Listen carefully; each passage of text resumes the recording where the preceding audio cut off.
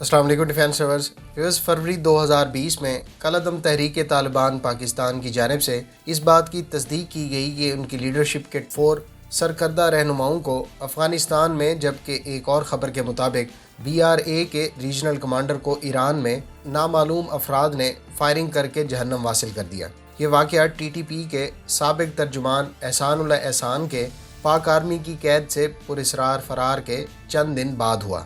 اسی طرح سے کچھ دن پہلے آپ منگل باغ کے بارے میں بھی سن چکے ہیں، جس کو جنوری 2021 کے آخر میں افغانستان میں ایک بم دھماکے میں اڑایا گیا۔ آخر کالعدم تحریک طالبان کی افغانستان میں روپوش لیڈرشپ کو کون نشانہ بنا رہا ہے، اور کیا اس کے پیچھے پاکستان کی انٹیلیجنس ایجنسی ISI ہے، یا پھر انڈین ایجنسی را اپنی ماضی کی کارروائیوں اور موجودہ گٹھ جوڑ کے نشان مٹانے کے چکر میں ان لوگوں کو نشانہ بنا رہی ہے؟ یا پھر ایک اور پہلو، پاکستان کی درخواست پر کہیں افغان آرمی تو ایسا نہیں کر رہی؟ اس معاملے پر مختلف پہلوؤں پر بات کر لیتے ہیں، جبکہ احسان اللہ احسان کیسے فرار ہوئے اس کو بھی ڈسکس کریں گے۔ So let's start.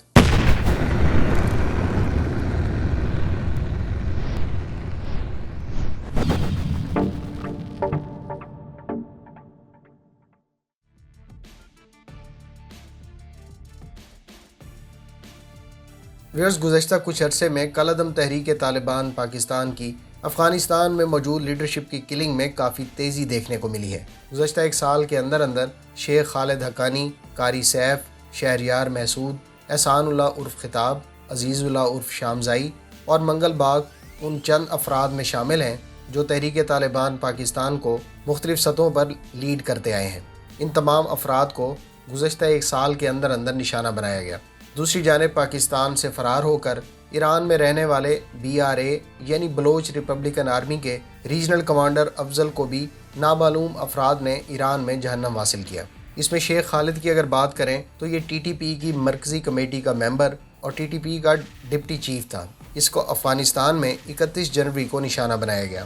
قاری سیف کو بھی 31 جنوری کو افغانستان میں ٹھکانے لگایا گیا۔ یہ حکیم اللہ محسود کا ترجمان تھا۔ اس کو افغانستان کے صوبے خوست میں گولون کیمپ کے باہر نامعلوم افراد نے نشانہ بنایا۔ 12 فروری سن 2020 کو شہریار محسود کو ریموٹ کنٹرول دھماکے میں شمال مشرقی افغانستان میں نشانہ بنایا گیا۔ یہ TTP کے حکیم اللہ محسود گروپ کا لیڈر تھا۔ اسی طرح سے منگل باغ جو TTP کی لشکر اسلام شاہ کا سربراہ تھا، اس کو 2 ساتھیوں سمیت افغانستان میں ایک بم دھماکے میں جہنم حاصل کیا گیا۔ یاد رہے کہ منگل باغ کو زندہ یا مردہ حالت میں پکڑنے والے کو حکومت پاکستان نے 2 کروڑ روپے کا انعام کا اعلان کر رکھا تھا۔ اب بات کر لیتے ہیں کہ آخر ان کارروائیوں کے پیچھے کون ہے اور اس سے کیا نتائج حاصل کر رہے ہیں۔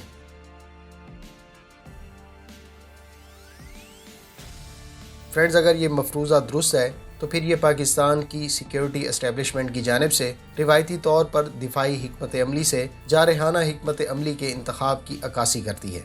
گزشتہ ایک دہائی سے پاکستان کے سیکیورٹی ادارے تحریک طالبان پاکستان یعنی TTP کی افغانستان میں پناہ لینے والی لیڈرشپ اور اہم ارکان کے خلاف کارروائیوں کے لیے امریکہ اور افغان حکومت پر انحصار کرتی آئی ہے۔ تاہم اگر یہ بات درست ہے تو اب پاکستان کی سیکیورٹی اسٹیبلشمنٹ نے جارحانہ حکمت عملی اختیار کرتے ہوئے TTP کی لیڈرشپ کو چن چن کر نشانہ بنانے کا کام شروع کر رکھا ہے۔ یہ تو ہم سب جانتے ہیں کہ TTP پاکستان کے خلاف برسر پیکار سب سے بڑا دہشت گرد گروپ ہے اور یہ پاکستان میں ہزاروں لوگوں کی شہادت کی ذمہ دار ہے۔ گو کہ افغانستان میں جا کر ان کو ٹھکانے لگانے کا کام بہت پہلے ہی شروع کر دینا چاہیے تھا، کیونکہ جہاں ان لوگوں کو چن چن کر نشانہ بنا کر ختم کیے جانے سے TTP کی کمر توڑنے میں مدد ملی ہے، وہاں ان کے افغانستان میں موجود انڈین اور افغان ہینڈلرز اور TTP کی لیڈرشپ کو یہ پیغام بھی دیا جا رہا ہے کہ اگر آپ یہ سمجھ رہے ہیں کہ افغانستان یا کسی بھی دوسرے ملک میں رہ کر آپ آزادانہ کارروائی کرتے رہیں گے اور خود کو محفوظ سمجھ رہے ہیں، تو ایسا نہیں ہے۔ آپ کے ہینڈلرز بھی ہماری نظر میں ہیں اور آپ کی ہر حرکت پر ہماری نظر ہے، اور ہم آپ کو موقع کی مناسبت سے کسی بھی وقت جہنم کی راہ دکھا سکتے ہیں۔ اس مقصد کے لیے پاکستان کی پریمیئر انٹیلیجنس ایجنسی کا کوورٹ ایکشن یونٹ اس طرح کی کارروائیوں کے لیے عام طور پر استعمال کیا جاتا ہے۔ تاہم ISI کا ان کارروائیوں کے پیچھے ہونا ایک پہلو ہے، جبکہ دیگر 3 پہلو بھی قابل غور ہیں۔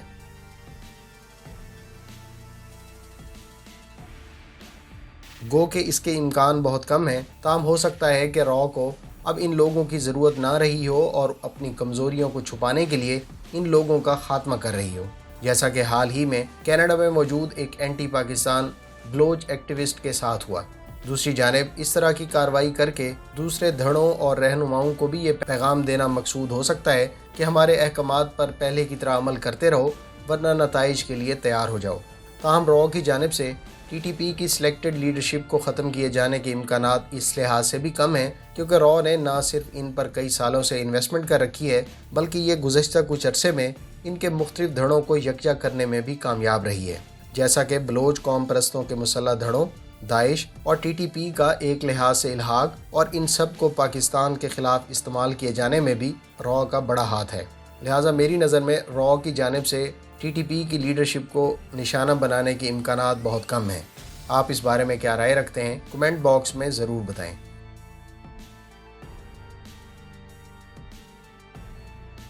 दोस्तों, एक और पॉसिबिलिटी अफ़गान नेशनल आर्मी की भी हो सकती है क्योंकि पाकिस्तान की फ़ौजी और सिविलियन क़यादत ने गुज़श्ता कई बरसों से अफ़गानिस्तान के दौरों के दौरान और अफ़गान हुकाम के पाकिस्तान में विज़िट्स पर बारहा मरतबा इस जानिब अफ़गान हुकूमत की तवज्जो मबजूल करवाई है कि अफ़गान हुकूमत अपनी सरज़मीन से पाकिस्तान के ख़िलाफ़ दहशतगर्दी की कार्रवाइयाँ करने वाले अनासर ख़ास तौर पर टीटीपी और बलोच कौम परस्त मुसल्ह गरोहों के ख़िलाफ़ कार्रवाई करे। वो कि अफ़गान सिक्योरिटी इदारे बरमला पाकिस्तान मुखालिफ कार्रवाइयों की हिमायत करते नज़र आते हैं। ताहम रॉ की तर्ज पर ये भी अपने लूज़ एंड्स को क्लियर करने की पॉलिसी पर अमल पैरा हो सकते हैं।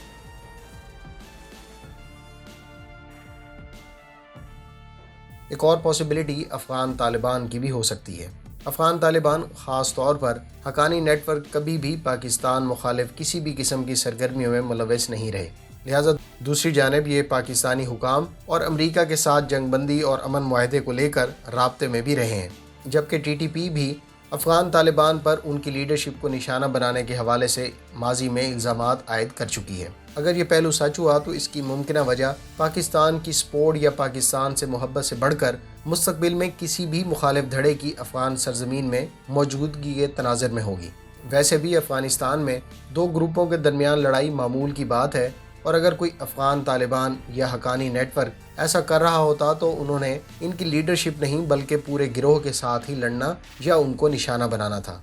एक और ख़ास बात जो टीटीपी लीडरशिप को निशाना बनाए जाने में देखने को मिली है वो ये थी कि आम तौर पर जब टीटीपी की लीडरशिप अपने हैंडलर से मिली या उनसे पैसा वसूल करने के बाद एक ख़ास जगह से निकली तो उनको निशाना बनाया गया, क्योंकि इस तरह की कार्रवाई का बेसिक पर्पज़ यही था कि ना सिर्फ इनके हैंडलर बल्कि टीटीपी की लीडरशिप को भी ये पैगाम दिया जाना था कि आप दोनों हमारी नज़र में हो। लिहाजा अगर अफ़गान तालिबान ऐसा कर रहे होते तो उन्होंने किसी ख़ास मौके या मुलाकात का इंतज़ार किए बगैर इस तरह की कार्रवाइयाँ करनी थी।